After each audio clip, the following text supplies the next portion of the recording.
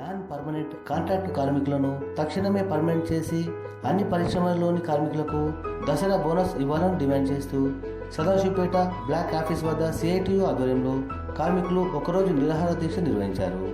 Sadasivpet cluster committee ఆధ్వర్యంలో జరిగిన దీక్షలో ముఖ్య అతిథిగా సిఐటియు రాష్ట్ర కార్యదర్శి బీరం మల్లేశం, జిల్లా ఉపాధ్యక్షులు ప్రవీణ్ కుమార్తో పాటు సిఐటియు నాయకులు శ్రీనివాస్, నాగరాజు, శ్రీనివాస్ గౌడ్, వరప్రసాద్, విజయ్ చందర్, భాస్కర్, మల్లేశం తదితరులు పాల్గొన్నారు.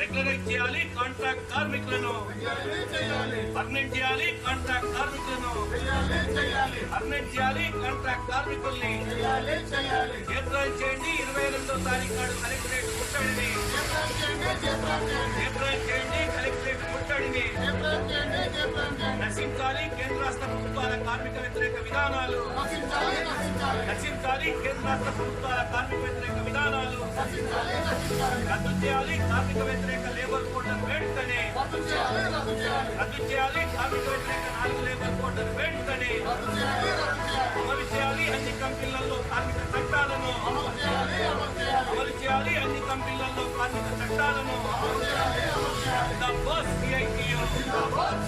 వర్ధిల్లాలి. కార్మికుల ఐక్యత వర్ధిల్లాలి. కార్మికుల ఐక్యత.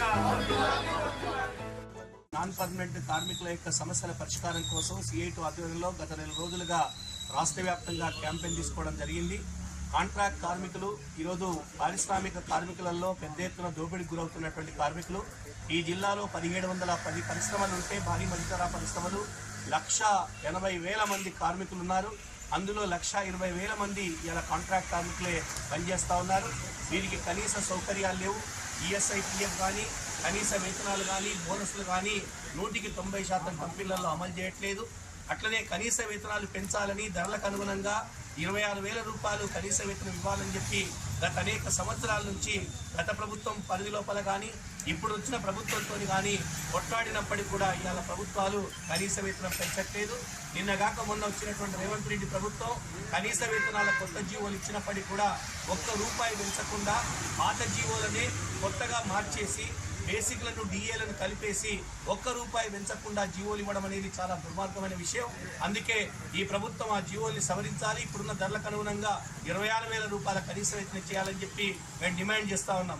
అట్లనే పారిశ్రామిక ప్రాంతం లోపల ఇవాళ సదాశివపేట ప్రాంతంలో ఉన్నటువంటి ఎంఆర్ఎఫ్ కానీ, ఎఫ్ఎన్ఆర్ కానీ అనేక పరిశ్రమలలో ఇలా కాంట్రాక్ట్ కార్మికులు విచ్చలవిడిగా ఉత్పత్తి లోపల పాల్గొంటూ ఉన్నారు.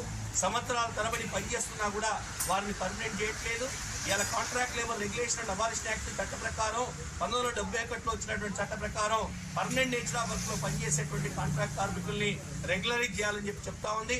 అయినప్పటికీ ఈ కంపెనీలలో 15 సంవత్సరాల నుంచి 20 సంవత్సరాల నుంచి పనిచేసినా కూడా రెగ్యులరైజ్ చేయట్లేదు. అందుకే పర్మనెంట్ వారితో సమానంగా పనిచేసే వారికి పర్మనెంట్ చేయాలని, లేదంటే వారికి పర్మనెంట్ వాళ్ళతో సమానంగా చట్ట ప్రకారం అన్ని సౌకర్యాలు, వేతనాలు కల్పించాలని చెప్పి డిమాండ్ చేస్తూ ఉన్నాం.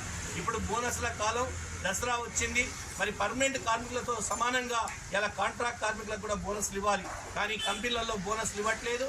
అందుకే కాంట్రాక్ట్ కార్మికులకు బోనస్ చట్ట ప్రకారం బోనస్లు కూడా చెల్లించాలని చెప్పి మేము డిమాండ్ చేస్తూ ఉన్నాం. ఈ సమస్యల సౌకర్యాల సాధన కోసం రేపు రాష్ట్ర వ్యాప్తంగా అన్ని జిల్లా కలెక్టరేట్ల ముందు 28వ తారీఖు నాడు కలెక్టరేట్ ముట్టడి కార్యక్రమం జరుగుతూ ఉంది. మహాధర్నాలు జరుగుతూ ఉన్నాయి. ఈ ధర్నా కార్యక్రమాల లోపల కాంట్రాక్ట్ కార్మికులు, పర్మనెంట్ కార్మికులందరూ కూడా పెద్ద ఎత్తున దీనిలో పాల్గొనాలని చెప్పి మేము విజ్ఞప్తి చేస్తూ ఉన్నాం. ఈ ధర్నా చేయడం ద్వారా ఈ రాష్ట్ర ప్రభుత్వానికి కళ్ళు తెరిపించాలని చెప్పి ప్రయత్నం చేస్తూ ఉన్నాం. రాష్ట్రం కానీ, కేంద్రం కానీ కార్మికుల పట్ల, కార్మికుల సమస్యల పట్ల ఇవాళ పట్టించుకోవట్లేదు. లేబర్ కోడ్లు తీసుకొచ్చి ఉన్న హక్కుల్ని హరించే విధంగా మోడీ ప్రభుత్వం ప్రయత్నం చేస్తూ ఉంది. 4 లేబర్ కోడ్లు అమలైతే చట్టాలన్నీ కూడా రద్దయ్యేటువంటి అవకాశం ఉంది. అదేవిధంగా కార్మికులకి కనీసపరమైనటువంటి సౌకర్యాలు దక్కే అవకాశం లేదు, హక్కులు కోల్పోతారు, యూనియన్ల యొక్క పరిమితి అనేటువంటిది తగ్గిపోతుంది. ఇలాంటి స్థితిలో ఆ 4 లేబర్ కోడ్లు కార్మిక వ్యతిరేకమైన కనుక వాటిని రద్దు చేయాలని చెప్పి మేము డిమాండ్ చేస్తూ ఈ 28వ తారీఖు జరిగేటువంటి ధర్నా కార్యక్రమాన్ని కార్మిక వర్గం జయప్రదం చేయాలని చెప్పి మేము విజ్ఞప్తి చేస్తాం.